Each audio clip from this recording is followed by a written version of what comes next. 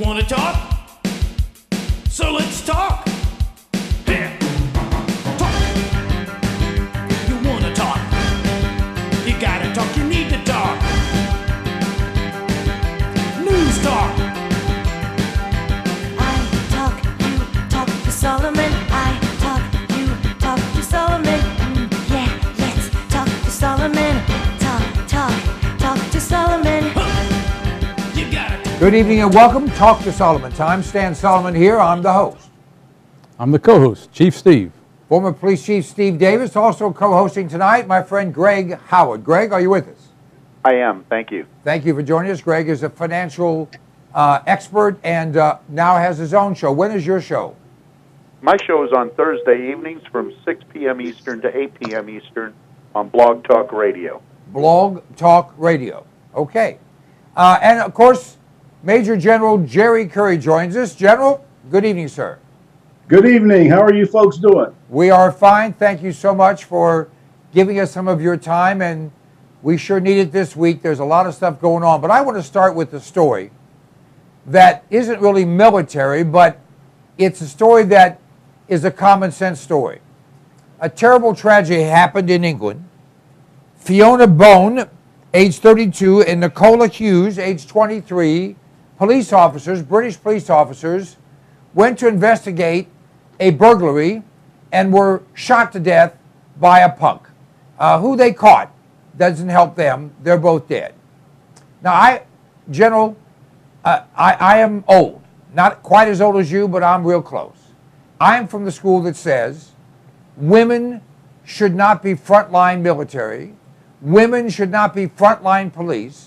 Women should not be put in harm's way, even though there are some tough women, there are a lot of smart women, and there's a lot they can contribute, but there's certain things it's not appropriate. It's like when women work in construction, they wave the flag while someone else lifts the boulders. Your thoughts, General?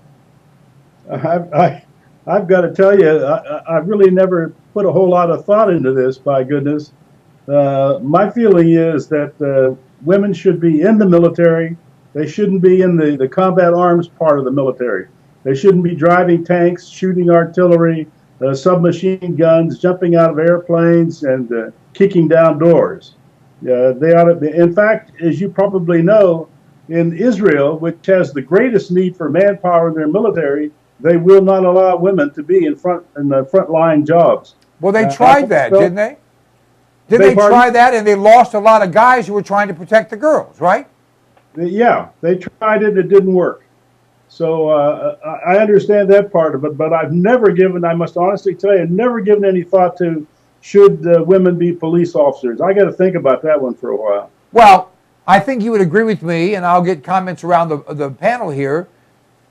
Why in God's name would you have police officers and send them out on calls unarmed? I don't care what country they're in. If there's a problem, then someone's not acting nice, right? Yeah, you mean these two ladies were not armed? Unarmed. That doesn't make any, Chief, that doesn't make any sense. Well, it's England. They don't make any sense. But they've lost hundreds, not one, not three, hundreds. They've had all kinds of it. They've had police women, tackled and raped. I mean, we had that happen. United States military, when Clinton was president, we didn't allow our soldiers, just like we don't allow them today, to have live rounds in the embassies in certain countries. We didn't let our soldiers, our female soldiers, have any ammunition there in Slovenia and Croatia. So regularly, the other side would just, go up to them, knock them down, and rape them, and they wouldn't even be able to report it. Well, that doesn't make any sense. I got to tell you, my mind's closed on that. If you put a woman in combat's way, in harm's way, the answer is she carries any kind of weapon she wants, any kind of ammunition she wants, and that's what our people ought to be doing over in Afghanistan right now, by the way. And she ought to blow anybody away who puts a hand on her. Sounds good to me. I want to jump in here though within the police world that I've been in law enforcement for about 40 years now, and there are many excellent women police officers and any kind of capability you could imagine. And really the ones that I've seen that have been most successful are the ones that just try and act like themselves. The ones that try to act like men, they usually falter. But there was a place for them. But I want to also tell people about West Point. In West Point, they have men and women students there. And an example of the differences, men and women are different. That's really the key to this whole thing. But in the map reading exercises, the men and women conduct that exercise differently. They have the same results. They both pass the same amount. But the men take off boldly and just go on their map reading exercises. The women usually gather the information first and then take care of their business, because men and women's brains are wired differently physically. But an example of how this can fit into the society and the military is that men usually make better fighter pilots than women. This is a generality for the most part, because they're just quick actors. They shoot first and ask questions later. But the women make better, like pilots of AWAC planes that have multitasking skills that are involved, because they're better multitaskers than men. So women should never be denied the opportunities, but there's a different place for men and women in the military. All right, I'm going to argue later, but I'm going to ask Greg to contribute. Yes, Greg? Well, I always found that women were a valuable part of the Marine Corps when I was in the Marine Corps, but no, frontline combat units, absolutely not. Women have skills that men will never have in terms of their mental capabilities and so forth, but there is a physical disparity between men and women. But this idiocy of sending police officers, especially women, into harm's way without being properly armed, that's just idiocy. That's all I can say. All right, now I'm going to go on record. Now listen to this carefully, because I have a wife who's terrific. I have daughters. I have a sister. My mom was incredible. Women should never be placed in harm's way without men to do the heavy lifting, because God made men 99.9% of the time physically stronger. Now, women may be mentally stronger in some cases, certainly many cases, smarter in some cases, in many cases. I don't have any problem utilizing the skill set, but we have had more men die trying to protect women that shouldn't have been there to begin with than anyone wants to admit. And a lot of women have been pushed into positions. I remember a fighter pilot, a Navy fighter pilot, that crashed her plane and killed herself and others, and never should have been there. She wouldn't have made it if she were a guy. They put her there because she was a woman. Now, General. Yeah, that happens. It happened while I was on active duty, but I recall once when we first brought women in and put them in combat brigades at the headquarters level. We never put them at the troop level, but at the headquarters level, we had these women, and they came in, and we got this telegram from the Department of the Army. The Pentagon said, "They're coming. Get ready for them. We're not discussing this. They got to come." So I'm the chief of staff. I'm a one-star general, and I go in to see my three-star boss, and I said, "You know, boss, how are we going to handle this?" He said, "It's very simple, Jerry." He said, "You take the women when they arrive here," he says, "and you send them into the shower with the men." He said, "Those who live and get out, stay." Oh, my. Well, you know what? There are some women, the men would run, crying. Can you imagine Janet Reno, Donna Shalala, Hillary Clinton, and Janet Napolitano coming in butt naked? I'd leave in a heartbeat. I'd run through the damn wall. You'd have some stinky men soldiers with no showers, I'm telling you right now. Greg, did you have a comment there? No. I just picturing Janet Reno naked. Now I've got to pour bleach in my mind's eye. All right. I just gargle bleach. It'll help. All right. Let's go now down another road, and that is this. The Democrats, may they rest in pieces, did their big tribute to the military, General. You may know this. They used Russian ships and Turkish jets in their tribute to the American military. I don't even know how to respond other than, good grief. Well, that sounds pretty normal for them. That's the way they are. These folks have no business ever providing the leadership for us going into combat, us going into war. I've been down all the roads, with people like President Carter, for example, Clinton. There's just no place in the world that you can go out with a military force with those kinds of people. I'm talking about the type thinking that they have, they're not going to be out there with you. If you turn and you start up a hill to take an enemy out, and you turn around and look, they aren't going to be behind you. They're going to be down in some hole somewhere hiding. Yeah, and I can even talk about some of the holes. But, Chief? Well, the Democrats hate America, and they hate our military, and they'll do anything they can to spit on, diminish our military, even in the pictures that you've talked about at the Democrat National Convention. They don't like America, they don't like our military, and they should never be in charge of it. Well, I mean, to me, they ought to be embarrassed they're not. But I would think our military would be outraged. Can you imagine at the National Convention of the sitting President of the United States that they did a tribute and used Russian ships and Turkish jets because they don't know which end of the rifle the round comes out of? That they're that stupid. You got it. I don't think it's stupid. Whether it's stupid or not, their agenda is the same. They don't like our military, and they're going to do what they can to get rid of it and downsize it and downplay it and put our soldiers in harm's way without bullets. Amazing. Amen. Greg?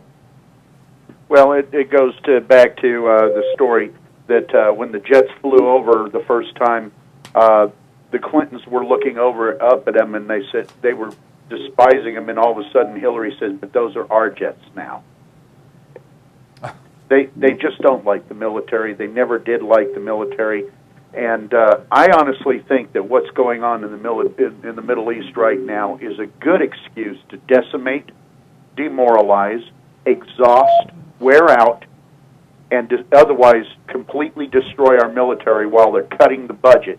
And there is an agenda behind what they're doing, and I'd love to hear the General comment on that. All right, let's go right there. General, you know that this super committee that never did anything, we're now talking about $500 billion in cuts to our military, which would devastate us. And by the way, what it would eliminate for the most part is security for our embassies. Hello? What security?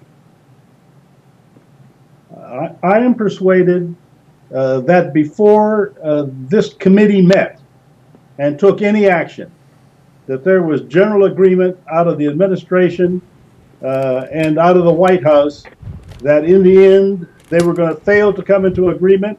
In the end, the sequestration would be executed, and that the military would be destroyed. I agree with you completely. I think that is the purpose that they have. They intend to destroy our military, and they're going to do it unless the Republicans stand up and act like men and get counted like men. I got to tell you, my Republicans have act more like squeamy worms than they do like men. Well, the men do. The women are pretty brave. But let's not forget also. Women are. Let's remember that Obama's also trying to make the military pay for their health care and also trying to eliminate their ability to cast absentee ballots. It's outrageous. It's outrageous. Let me ask you about what happened in Libya and what's happened throughout the Middle East from a military perspective, General. Yes. The people in Libya just simply decided that this was a good opportunity to kill Americans, and they went about killing Americans. They didn't care about whether you have a movie show or don't have a movie show. That wasn't of interest to these people. Their intention was to kill Americans and to destroy a relationship between us and them. And so they went about it very methodically, and they were very successful. The problem was you got the people in the White House and the people in the Pentagon and the people in the administration didn't do their part. You talk about a soldier who ought to have weapons and ought to have armed weapons. It's those who are trying to defend our embassies, the Marines all around the world. Well, we saw that in Afghanistan. They've just now canceled the joint whatever patrols because so many of our soldiers are being killed by the Afghanis. As soon as we give them the weapons, they turn them on our people. And we just lost our Marine commander there to a quote-unquote friendly one of our Afghan allies, allegedly, that killed him and killed the sergeant. A tremendous loss. Not to mention took out a whole bunch of Harriers. Go ahead, General. our guys ought to have a round in the chamber. It ought to be cocked, and it ought to be loaded. And that's the way they should carry them around, outside and inside, if there are Afghan military around, and they should be ready. And if any Afghani goes for a gun, they blow him away. Now, my feeling is, won't they make mistakes and shoot some innocents? The answer is absolutely. They will make mistakes. They will kill some people who shouldn't be killed. But that's the way the game is played. And if they want to play the game, they've got to be able to take the result of that game. All right, Greg? Yes, and while they're at it, those folks took out multi-millions of dollars worth of Harrier jump jets, destroyed them, unflyable, unretrievable, unrepairable. Right, we lost 8. That is hard military assets of the United States that was put deliberately in harm's way by our ridiculous rules of engagement, and now we have a squadron over there with no assets to fly. Well, we could go further than that. I think that we are seeing this administration, this president, put into place restraints that guarantee the breaking of the morale of our people, because if you can't win, it's hard to get your people, to be enthusiastic. And General, am I right? Oh, yeah. I think that the whole purpose of the exercise is to win. And if we're not going to win, the answer is get out of there and let somebody else have it. Well, I think that we should do 2 things. Now, this is, of course, my sensitivity training. The next time there's a rally with, 100,000 or 1 million or 20 million screaming Islamists saying, screw America, nuke them. Turn them into a skating rink and say that the president should say one word, next.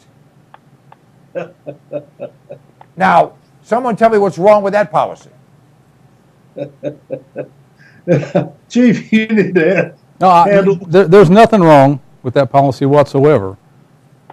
Well, the fact is, we have put our best in impossible positions, and it's cost thousands of lives, and no one wants to talk about it. Now, we have... I'm sorry, go ahead, General. No, we just simply need to change our policy. That's all. We should be able to defend the lives of our soldiers. That's number one. And that should happen no matter what else happens. And whatever you've got to do to make that happen, the answer is you do it, and you don't worry about the results. That we'll take care of that afterward. Well, you start with making sure all of our military people are armed at all times. We lost all those people to that Muslim moron, that extremist piece of human excrement, and I don't mean to demean excrement, that Colonel Hassan, which is Iraqi for, horrible, and it was because our people didn't have any weapons that were loaded, and he did. It's outrageous. It is outrageous, and I wish we had some generals and admirals who would stand up and be counted for a change. Well, it's hard to... Stan, can I jump in for just a second? Sure, Greg. When 1/3 of the general staff, and I was reading this the other night, are trained by the CFR, that is not going to happen. That's the Council on Foreign Relations. That's I correct. didn't know it was that high a percentage. It is. I just read it the other night. I believe it was in WorldNet Daily, and I found it confirmed through 2 other sources. Well, it's very easy to handle that. The answer is the senior general says, stop, no more CFR, and thank you very much and goodbye, guys. Well, but arming our soldiers may be in conflict with their Muslim sensitivity training that they're now required to take. Yeah, my idea of Muslim sensitivity is at least feel bad when you blow them away, but blow them away. That when someone's religious tenets are kill anyone who's not like them and kill half the people that are like them, I got a sign on my lawn saying, don't come up to my door. I don't know you. I don't want to know you, and I'm going to assume you're here to hurt me. I'm Jewish, and I have, radioactive bagels that I will insert. So, at any rate, let us go to the Gulf. You've got Iran threatening, and they say such asinine things. They're basically moronic leaders over there. But now you have all the major powers joining together for exercises, military, naval exercises. And even though Obama is saying they're cutting back, the fact is, in my opinion, while these exercises are taking place, it would be the perfect time for Israel to attack Iran. Your thoughts, General? I'm not sure whether it would be the. Well, I'm not saying it right or wrong. I'm saying militarily. When all that military hardware from all those countries are right there, would that not be the best time to be able to, quote unquote, control Iran's reaction? If you wanted to control Iran's reaction, I don't get the feeling that the United States military and a lot of the other military forces want to control. I think they want to talk about it, talk about controlling. I don't get the feeling that they have any interest in controlling Iran's reaction. That is, if we really wanted to stop them from developing nuclear weapons, we could do that. It wouldn't take that much. But I don't get the feel that we really want to do it. I think we just want to talk about it. Well, I think that as long as we're going to subordinate our interests to those of the United Nations, nothing can be done. I agree with you totally, but I think that they would be forced. That's what I'm saying. They'd be forced to react because they're right there, if you will, in harm's way. Greg? Well, it is an interesting thought that if one wanted to have an attack on Iran, say from Israel, it would be nice to have an armada of 25 ships, which is what I understand the size of it is at this point, between the U.S., Britain, and other nations. However, I agree with the general. I don't think they want to do anything about Iran. I think they want to talk it to death, kick the ball past the next election, and then do whatever the heck they please in their despotic march towards suicide as a nation. Steve? Well, I believe that Barack Obama just wants to get through this next election. So that's his plan. So this could be just a show. But also, if Israel would attack Iran, perhaps the news media would spin this into Israel's the attacker. Who knows what Obama would do if Israel's the attacker and the bad guy in the situation? Well, maybe he could attack Israel and guarantee his loss in the next election. I think he's already guaranteed his loss, but that's just my opinion. Many people have different opinions. I think that Iran is a paper tiger. I think when they send out speedboats with drivers that are high on drugs to see how close they can get to an American ship without getting blown up, when the most they could do is make a dent in armor they couldn't penetrate, to me, it's like Putin, who has weapons, but he's already admitted that all of his bravery has been staged, all of his so-called heroic events have been staged. I believe Iran has no ability to do much more than die. Now, General, am I way off? No, I don't think you're way off. I think that they do really want to die. There's something in the martyrdom of a nation that seems to appeal to them greatly. You know, my feeling with the speedboats, for example, is you just blow them all out of the water. What's the big deal? You can by satellite even you can track those speedboats and see where they harbor, where they locate, where they're going to spend the night, where they're going to spend the week. And one day I would just simply put out the word, and the United States Navy would sink every single one in the Gulf. Well, I like that idea, but the point I was trying to make is that if I'm trying to intimidate you, I don't send out a BB gun when you've got a submachine gun. Somehow I don't think you're going to be intimidated. So what I'm really doing is showing I'm a moron by saying, you know, I'll show you, I'll die and bleed all over you. Okay. By the way, subliminally, that ain't bad. Let's, if Iran wants to die and become a martyred nation, what the hell? Let's introduce him to Allah. I think he's in the third stall at the bus station. But remember, they do have a few weapons that can hurt us. And I'm talking about they're in the Gulf, can hurt the Navy. And so it's not all just sort of playing games. Some of those things, or some of the missiles, for example, can do serious damage. And so we need to be on our toes all the time. And I wouldn't hesitate that we are the ones who lead off on any encounter and start down the road to sudden destruction and perdition. All right, we're going to take a quick break, and when we come back, Iran will be gone. I hope.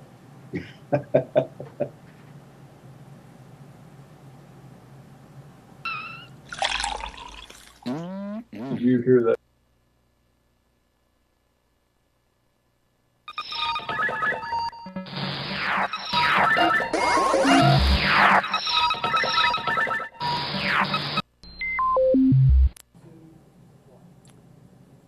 Do you like being healthy? I do. In fact, this product, which I've been taking for years now, is absolutely the answer. Now, you may not believe it, but I'm actually 21, plus tax, of course.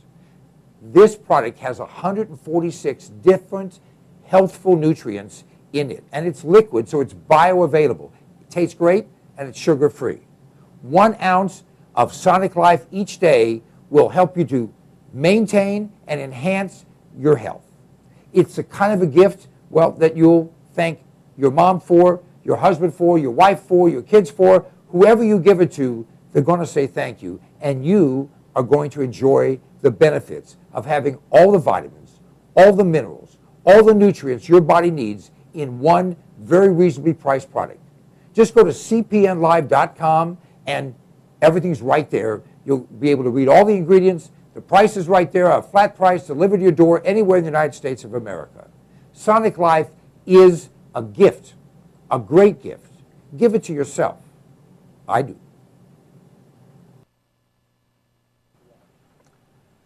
Let me ask you a question. Do you like being sick? I have in my hand an incredible product. It's called TR10 supercolloidal silver. TR10 stands for a trace to the negative 10th power. The particles in this silver product are 6 to 8 angstroms, 6 to 8 10 billionths of a meter. Now listen to me. Silver has been the magic bullet for all of human existence. The Egyptians used silver instruments. We use silverware. They put silver in your teeth because nothing can grow on silver. Silver will kill anything but liberalism. I'm working on that. This product, you go to cpnlive.com, buy 1 quart of this product. It will last you for a very long time. Anytime you feel like you've been exposed to something bad, take some of this product, spray it in your mouth, or take a little bit and gargle it, swallow it. It will kill any pathogen. The average antibiotic kills 10 to 20 different pathogens. This product will kill 700 plus. Do yourself a favor, do your family a favor, do your doctor a favor. He's tired of seeing you.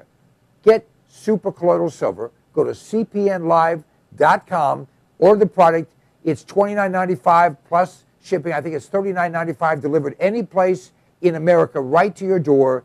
It's worth 10 times that. Check it out. If you're not 100% happy, just return it and we'll give you your money back. Hey, my name is Stan Solomon, and you know if I have something to say, I'll say it. And I'll only tell you the truth because I'm a Republican, not a Democrat. Democrats always lie. Republicans only lie half the time. I don't lie at all. This is the Fuel Mule. It's an extraordinary product that was developed by a friend of mine, an engineer, and it increases the fuel mileage on your vehicle. If you have a combustion engine, this will increase your mileage by 10 to 20%. It bolts around your fuel line. You can install it yourself or have your mechanic do it. It is an extraordinary item, and it flat works. I've been using it for more than 10 years.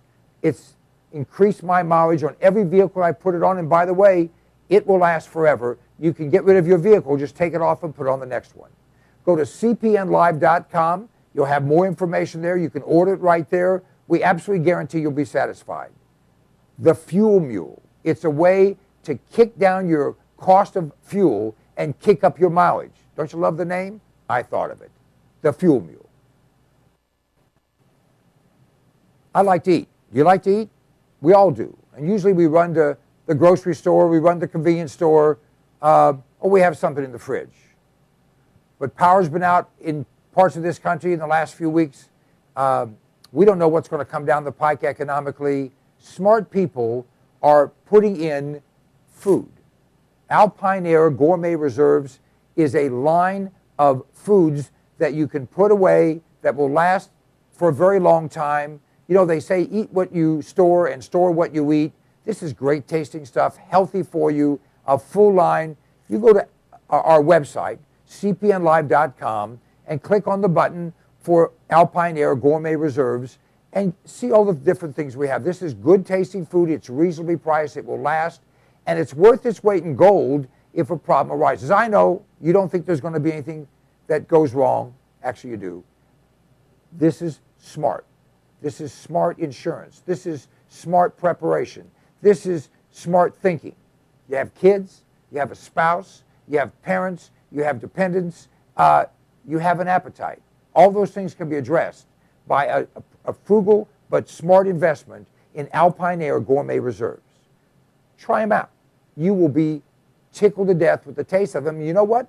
In many cases, people start to eat this and they think, heck, this tastes better and costs less than what you're going to the grocery store to buy.